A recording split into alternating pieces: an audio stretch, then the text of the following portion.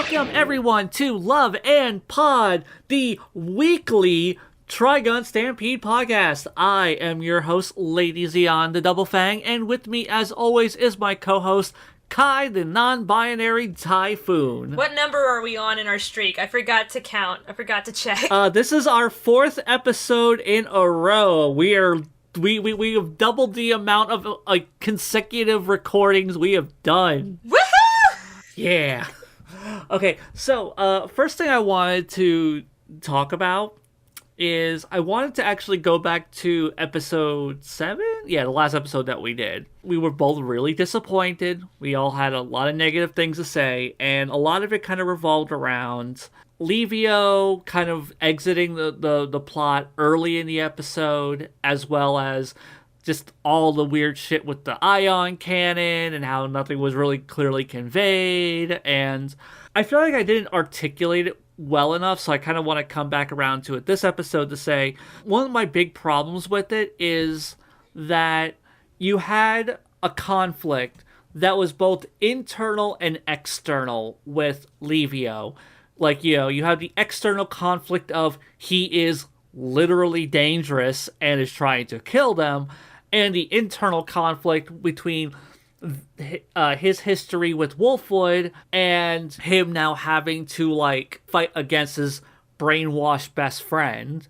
And you ditched that for a purely external conflict, which is the ion cannon's going to fire at the orphanage. And the ion cannon does not have, like, well-established, like, rules and understanding, and we don't know how really this thing works or what anyone's doing.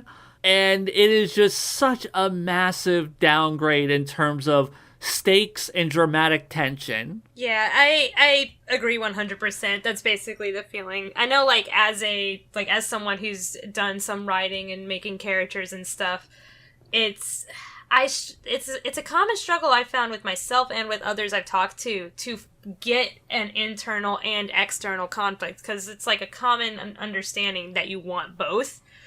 And it's the idea of, like, it's a struggle to get that sometimes when you're still, like, in the early stages of writing and planning your story and your characters. In my case, I always, like, get an internal conflict really easily, and then I gotta think, wait, crap, I need an external conflict to push this, actually. Yeah. And so, yeah, I think, like, pointing out the fact that you had this really great story element that had both. You had it there. It was right there, and you threw it away. You literally shot it in the fucking head. You had this thing that I had to struggle forever to get a hold of, and it was so great. Everything about it was great and well connected, and then you said, lol, throw it off. Yeah, but like what if this really interesting character dynamic was replaced with a giant laser gun? And it's like, it's not like they had to do that either, because, like, because I just had the thought of, like, well, maybe they just wanted to hurry up to get to what this episode all entails, and they couldn't have Livio hanging around. But it's like, the addition of the ion cannon is what made them have to rush through Livio. So it's like, you just didn't have to have that. Yeah. We said it before in that last episode, like, you could have just extended the conflict with Livio, cut out all the ion cannon shit, and then, like, the last 2 minutes of the episode is now dealt with them trying to stop the steamer. Because also, like, when they're dealing with Livio, the more they're dealing with him, the closer the sand steamer is getting to the orphanage. You still have that tension. That is a tension that's very easy to relate to the audience, which is the sand steamer is going towards the orphanage. We're fighting this guy. We need to not hurt him, but also we need to disable him and stop him before we get there, and we are approaching it quickly. As opposed to, well, that guy just shot himself in the head, but there's an ion cannon, so now we have to deal with the ion cannon next. And we have to do a whole bunch of things that are not very well conveyed to the audience, and then, like, you know, then we can deal with stopping the sand steamer itself, which is just like, why is there just 2 layers of external conflict? 2 layers of external conflict that is the same conflict when you could have just had the internal-external conflict of Levio, and then tie it all up with the external conflict of the Sand Steamers going to hit the orphanage. It wasn't hard. Yeah, it just boils down to the idea of, like, the main grievance you and I had with that last episode was the fact of, if it was just you wanted to double up on the external conflict with the ion cannon and the sand steamer, that's fine, but it's the idea of, like, you got rid of something that was better to do that. You know, it's the idea of, like, you made an unnecessary change, and the unnecessary change made the story worse in the long run. Yeah, like you had dramatic tension. You had like 9 out of 10 dramatic tension, and you exchanged it for 3 out of 10 dramatic tension needlessly. We literally gave episode 6 a perfect score. Yeah, and that was all carried by the emotional weight of the relationship between Levio and Wolfwood, and their backstory, and their history, and the conflict that was going on in the present. And then you just completely, once again, shoot it in the fucking head to do the laser cannons going to destroy the orphanage. Like, literally, you could have had, like, Wolfwood trying to rationalize with Levio, if you don't stop, if we can't stop this thing, the orphanage will be fucking destroyed. And then that could have led to the confliction in his programming that leads him to shoot himself in the head.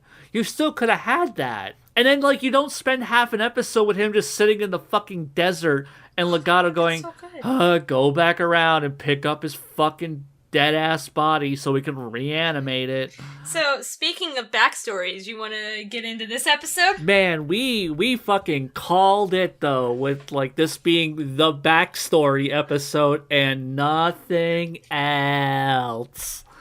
Okay. So, episode... Shit, what are we on? Like, 8? Is it episode 8? 8. Episode 8. Our Home.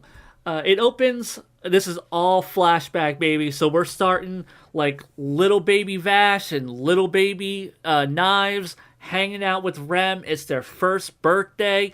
Vash is all into it. Knives is being like a pretentious, shitty asshole about the whole thing. And then we have opening credits, hard cut to Vash is now on no man's land. Ships are falling out of the sky. He's escaping from the escape pod. He yells at Knives for, like, what he had done. Knives yells back at him, like, don't you lecture me. You're the one that gave me the codes to even access this. And he's just like, I didn't know you were going to do this. And then we hard cut away from that to Vash just running through the desert. He starts to, like, hallucinate, like, that the dead bodies are, like, coming and reaching for him. And then he passes out, but just before he loses consciousness, there's a couple of people who see him and go, yo, there's like a kid in the desert. He wakes up in a new ship, and he is introduced to Brad and Luida. They're looking him over, and they determine, oh, this kid has plant properties, and they talk about how, oh, he must be an independent, a plant born of a plant. Vash tells them that there was one other, Nye, but he's probably dead. Vash wonders why they saved him, because he wanted to die. You know, Luida really tries to reach out to him. She starts asking him all these questions about, like, him being a plant, can he generate, blah, blah, blah. He refuses to eat. He learns that Rem apparently died trying to save everyone. Luida gives Vash a picture of Rem and Nye and, like, all of them together that they salvaged from their ship. People on the ship just do not trust Vash. He is kept in containment. Later on, after several, like, weeks have passed, they are able to access audio from the black box from the ship that had crashed with Rem's last message. And they're like, oh, like, you know, she's the reason all these people are even alive in the first place. And then immediately right after that, their plant starts dying. They're freaking out. Vash is just like, the plant's dying. I can feel it. I can hear it. Let me go speak to it. I need to be with it. Luita has decided Rem sacrificed herself for all of us. She's the only reason that we're here, and she loved and trusted this kid. So she frees Vash. Vash heals the plant, and Luita and Brad kind of vouch for him and get him more integrated. They give him his own room. Vash starts working on other plants, both in their ship and in various other locations. Luita gives him his iconic red jacket, even though it's a little too big for him. And they renamed their ship from Ship 3 to Our Home, because it is their home. And then you get the title card. Yay! Sometime later, Brad gets Ship 5's black box fully functioning. He hears Vash and Nye's argument. They realize that Vash is somehow connected to the ships crashing. They think that he might be dangerous, that he's been playing them. Vash runs away.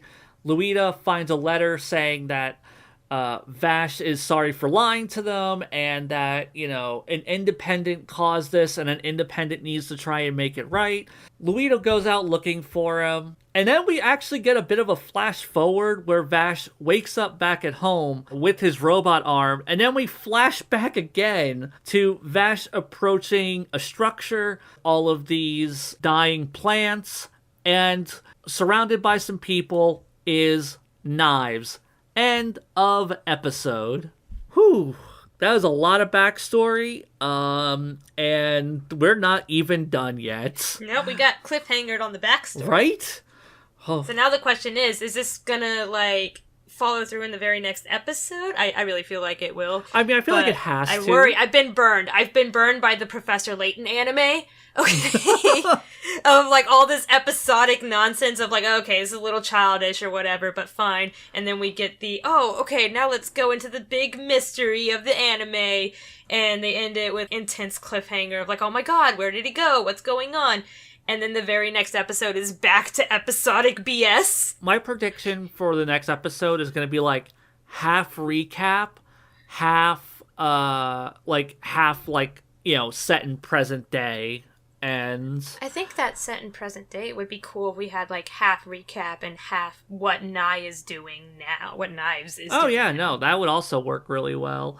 It's just really weird to leave us on the note that we did in episode 7, where Vash has all the lines on his face, and Meryl and everyone else realizes that Vash is part plant, or is a plant. So yeah, it's really weird to just kind of leave us on that and then just give us an entire episode of flashback and then end that on a cliffhanger. Yeah, it does feel a little weird. I think we're getting a little too comfy with the major story element cliffhangers here. But also, it's a weekly anime, so it makes sense. They want to make sure you're interested for an entire week and want to come back. Mm-hmm. I mean, this show has been so hit and miss with that. Yeah. Oh, but apparently, I guess it's doing well. It's getting a second season, which we'll talk about that later. I really did like this episode, but it's hard for me to contextualize it with the rest of the series. It feels just so disconnected from the rest of the series right now that I'm just yeah, I liked this episode, and I tried to think, but how do I feel and how it related to the previous episode? Nothing. I feel nothing in that regard. Not good, not bad. I feel nothing. Yeah. And how it relates. I think this is a perfectly fine episode. It's well structured. It's well paced. For the most part, I don't really have any major complaints, but also I don't have any, major compliments either. It really feels like we're just kind of going through the motions of the backstory. And even, for that, I'm kind of dissatisfied. I'm going to say that, I'm going to say what my opinion on this one thing I'm about to say, right? I'm going to say it in a funny way, and then I'm going to actually say it legit, right? So, I appreciate not having Roberto, right? Okay, So, oh yeah, I think this is coming. they gave us a lot of information, but it never felt like an unnatural info dump from any of the characters. The conversations where they talked about, like Brad and Luita, when they were talking about what is this kid, what is this like kind of plant, not plant thing, and she was explaining to him independent, like that's a thing that we're finding out happens sometimes, like a plant can give birth and it's rare. Yeah. And that makes sense that someone would be aware that plants are a thing, but know enough about how plants work and what they look like to be confused by Vash, and then have somebody who is aware of this rare concept or this rare phenomenon about plants, you know? And it also makes sense that because it's a rare phenomenon, one person can be aware of it and the other one not. That makes sense. It didn't feel unnatural, and it was just like, oh yeah, that's a thing that happens. Mm-hmm. You know, she didn't go into like, let me explain how plants work, you know, which is like what one of our big complaints with Roberto. It's not so much that he's giving us information, so much in how he always did it, which was let me explain every little basic tiny detail that you would know all these details anyways, you know? I definitely agree. Like, the exposition and everything was handled very well this episode. I have no major complaints there. Honestly, I really have no complaints in any of the exposition. I feel like it was very organically given to the audience. Where my problems kind of lie is just like, we spend so much time in this episode kind of like putting us in Vash's situation and like how Vash was treated and how they kind of warmed up to him. And I wonder how much I really needed all that information. The fact that they didn't trust Vash in the beginning, the fact that they felt like betrayed by him, because clearly they're going to be okay with him by the end of this situation. I feel like the storytelling could have been a bit more economical. Like, they could have used their time better, but they clearly really wanted to spread this over 2 episodes. We learned all this stuff about Vash, his connection to the plants, where he got his jacket, where he had been living in his early years on this planet. And that's all good stuff. I think it's all fine. But we didn't really learn stuff about Knives. We didn't get to see, like, Knives and Vash's early year together, their time together. We don't know anything about Knives' motivation for why he did what he did. Like, as far as we know, Vash and Knives were born. Vash was a cinnamon roll, and Knives was an edgy, moody dickhead. Yeah, Knives was a Hot Topic Linkin Park preteen. Yeah. And Rem was just being, like, the good adopted mom. And then for some reason, one of them just ended up being super evil, and the other one ended up being super good. And I still don't know why. I wonder, right, if the next episode is gonna give us sort of a similar, like, timeline, but from Knives' perspective. And so we'll see more stuff on the ship of him, and we'll see him seeing things that makes him decide he doesn't like humanity or that he's everyone's better. And we'll hopefully see more of Rim. I realized this, like, just at the end of the episode, it, like, hit me of, I'm already attached to Rim because I watched the original anime and read the manga. Mm-hmm. But we actually, within Stampede itself so far, still haven't really seen a whole lot of her, you know? And so I feel like the connection between Vash and Rim is, like, lacking a little bit in what they're trying to get out of it, because they tried to make his connection to Rim and Rim loving Vash so much that it was felt by the new people. You know, they're leaning on that. And so I felt like they probably should have expanded on it more to get the audience to be able to feel that more. But at the same time, I think they did okay at it. And I do also feel like because it ended on a cliffhanger, this next one's going to give a lot more backstory. And I'm thinking now that it's probably going to show us, and here's what Knives did on the ship originally, and why he did what he did, and where he's at now, you know, and how he got here to this cliffhanger. If they do that, I think I'd really dig that. I think that'd actually be really cool. Right? I feel so shitty being like, but I don't have faith that this show's gonna do the cool, good thing.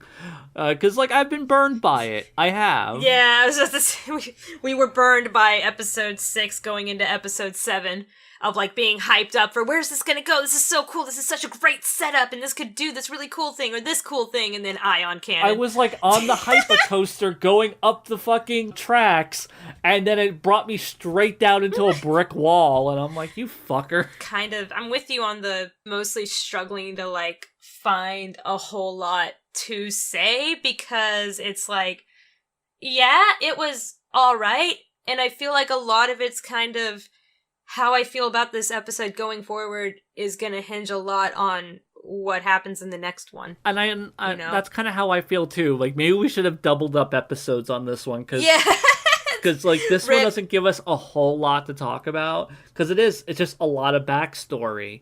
And it's very well told backstory, but it is just backstory at the end of the day. It's not really telling a story. It is just telling us what happened prior to the story. Yeah, it's not really, that's what it is. We're lacking, or at least I am, I'm lacking in a really strong emotional connection with these characters.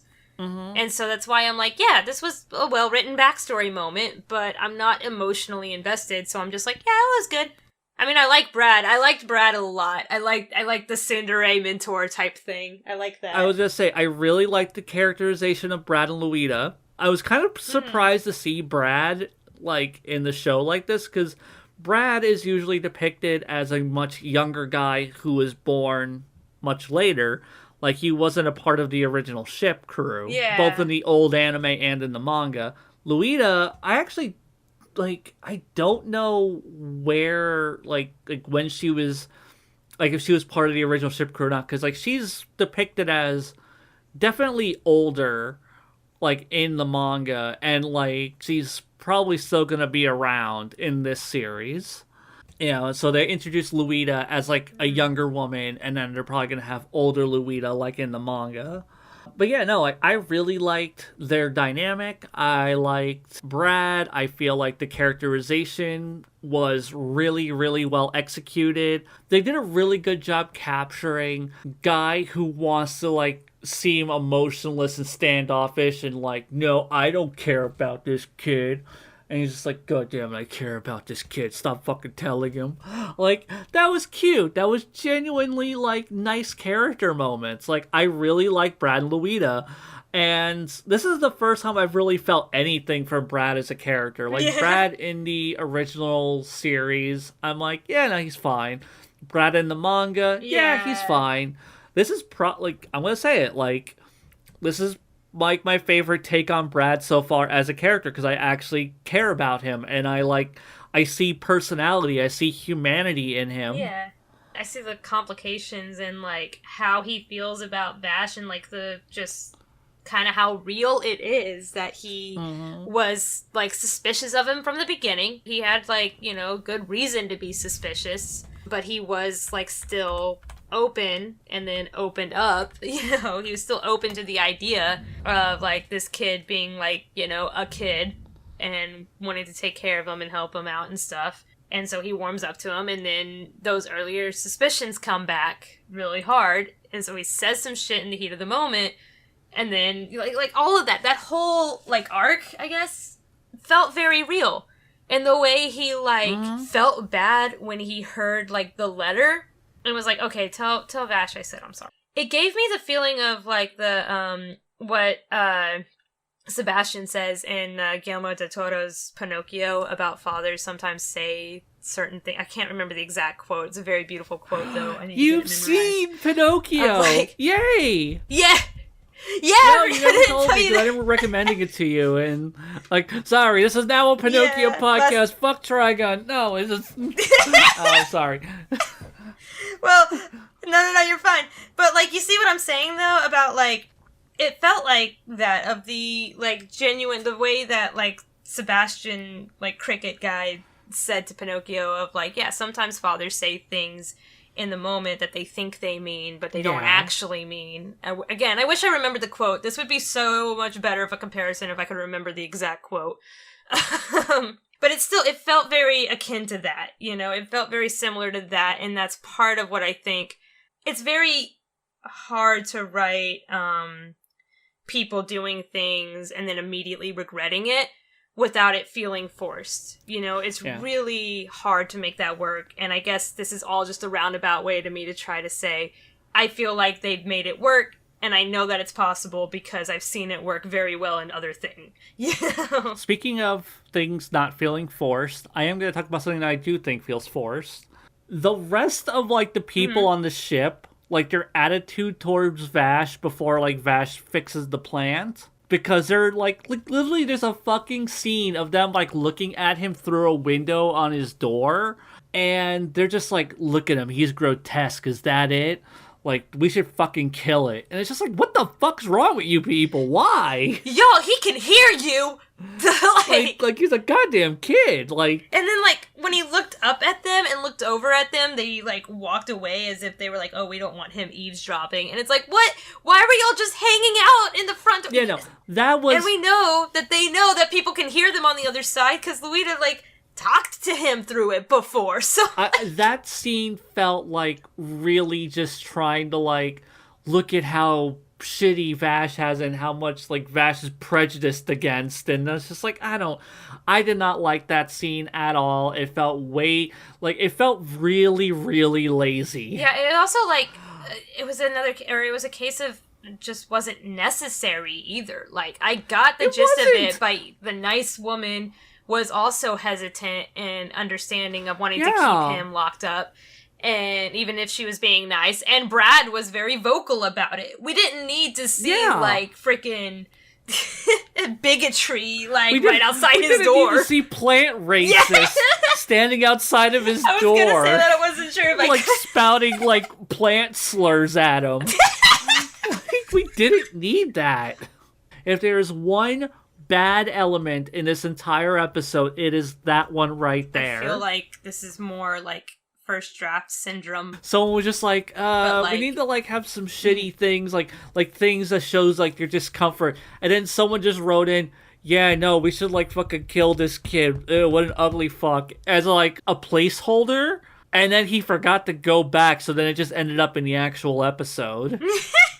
Because, like you said, like, we already have the nice lady, we have the good cop, bad cop, and even the good cop is hesitant. And, like, that's all we needed. Yeah. They could have had somebody saying, oh my gosh, have you looked at that, like, plant kid thing? It's so weird, blah, blah, blah. And then someone goes, shh, he's in that room, you know? Like, I don't know. It's the fact that they were crowding at the window looking at him like it was in a zoo. That was bizarre. Literally, like, 3 people at the window looking at him, just straight up going, look at him, he's grotesque, we should kill him. Yeah, I get the, like, wanting to get the idea across that they did not see humanity in him at all. Like, I get wanting to get that across, and that is a way to get that across, but it also just kind of felt like overkill. Like, in another story somewhere, that kind of scene would work for that exact purpose, but here, with everything else, it didn't feel right. Yeah. But even then, that's like a one really quick thing that's, like, considering how, like, bad we've had, like, entire episodes, is like... Oh, yeah, no, given, like, previous episodes where, like, the subtlety hit with the force of a sledgehammer, like, this was... blink and you'll miss it kind of moment. Yeah, and it was just really... It was one incredibly bad 10-second moment in a fairly good episode. And I feel kind of bad, like, harping on it for as long as I have, just because, like, it is so short. But it is such a badly executed scene that it's just like, you fucking wrote that, and then you had people record it, and then you still chose to put it in the episode. Yeah. There are some interesting things here that I did want to talk about, because there are things that are different in this series than there are from, like, the manga and the classic series. They question Vash about being able, like, oh, well, you know, you're a plant, right? So, like, what do you generate? And he's just like, I can't. Like, the other independent could, but I can't. So, that's an interesting thing. Like, because Vash is a plant, they actually expect him to generate, like, power for them. Or to generate anything. And he can't. I guess knives thing that he generates are fucking killer Deathblade shurikens. Yeah. Which I don't know under metal. which situation. Maybe it's like he can generate metal and it's in such a way that and he's like got so much control over it that he manipulates it into knives, and that's why we get like the freaking he can do all that cool shit from his introduction episode. Either that he's like a master of magnetism, like he's fucking Magneto. Yeah. Like I'm really curious to know like exactly what Knives' power is, because in the manga they could generate power, like that's what the Angel Arm is. And once they expel all that power, their hair turns black. Like, that was a thing in the manga. I don't know.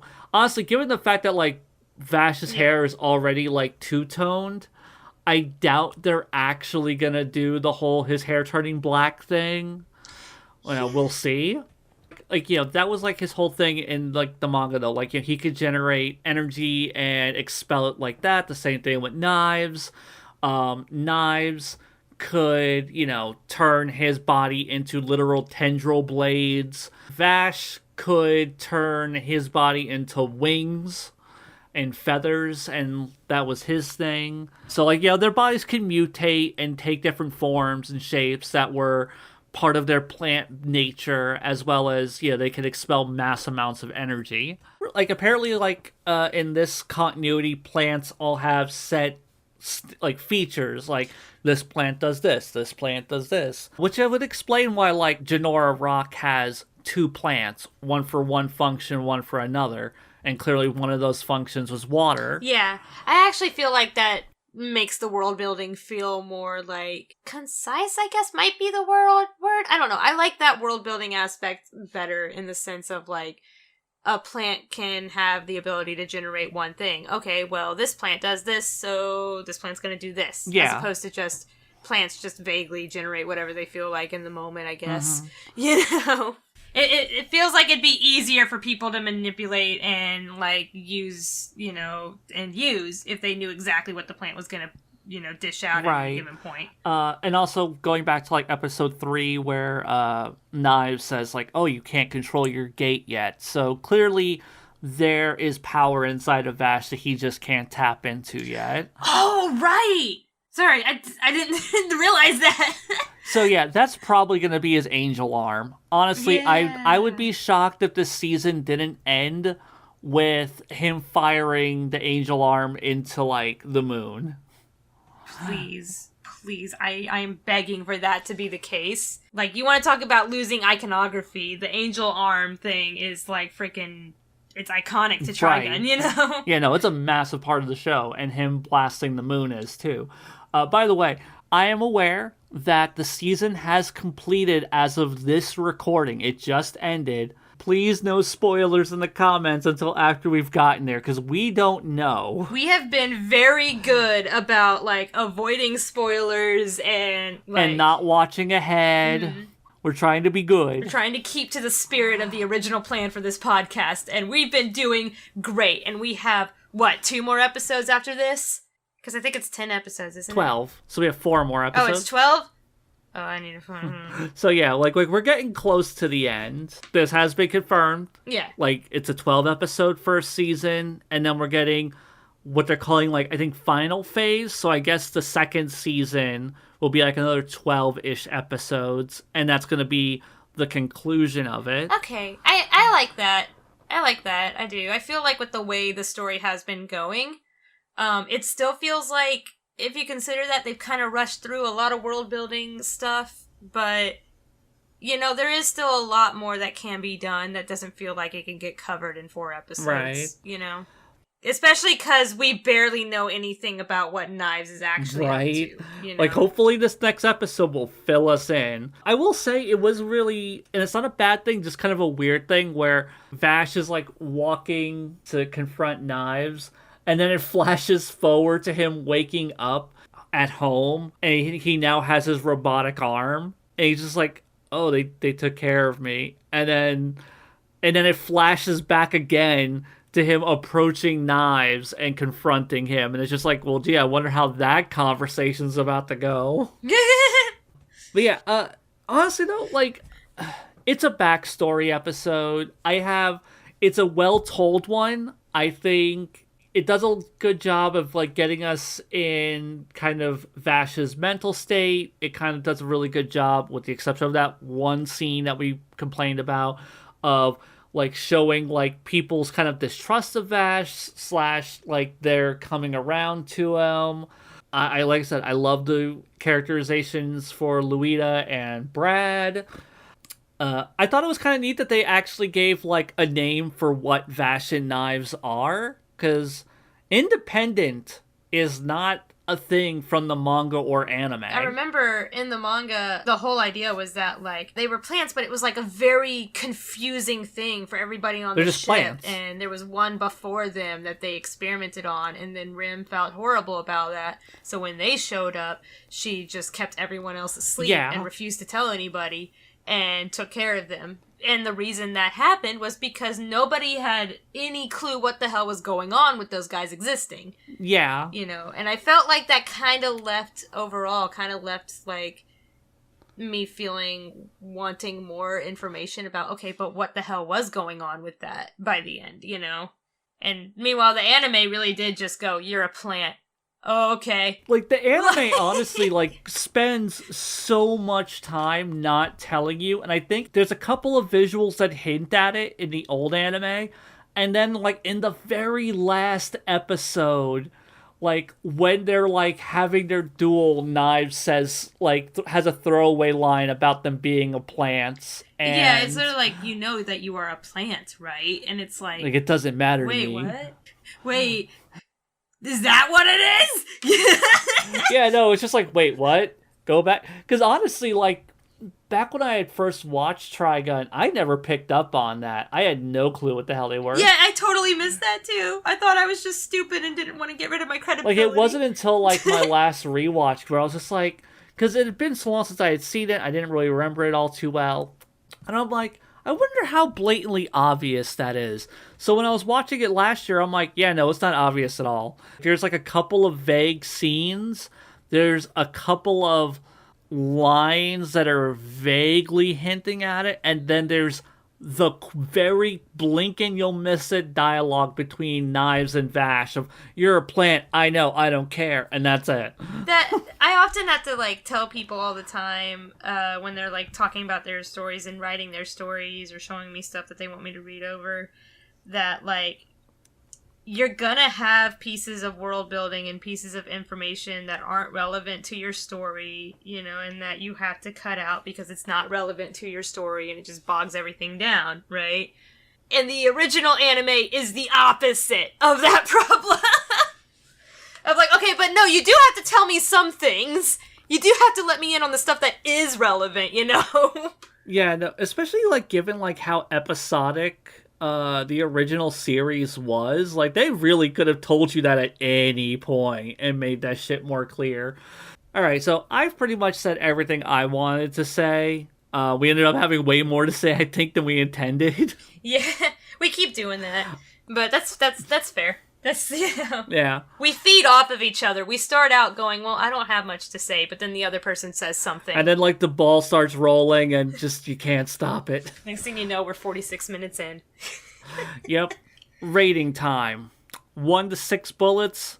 Kai, what you got? I'm going to give it a 4 out of 6 in the sense of, and it's like a tentative, kind of hesitant 4 out of 6 in the sense of like, however the next episode goes is gonna end up changing. Like, if somebody asks me after I watch the next episode what my rating is, it's gonna probably be different based on like how the next episode goes. It's, you know, it's a B. It's okay. You know, you did good. You did one little weird thing, but nothing's perfect. And so it wasn't even something that like broke the entire episode either. It was just like, that was weird and kind of awkwardly and clunkily written. Okay, moving on, you know? And beyond that, I just didn't really get that super invested emotionally, and that's a big thing for me. Even though I liked the characters, I still didn't get that emotionally invested. And that's an important thing for me to like your thing. So 4 out of 6, not because of any big writing sense, but just because it's all right. Yeah, that's fair. In fact, that's so fair that 4 out of 6 is the exact same score I was going to give this. Nice. So yeah, I'm giving this a 4 out of 6.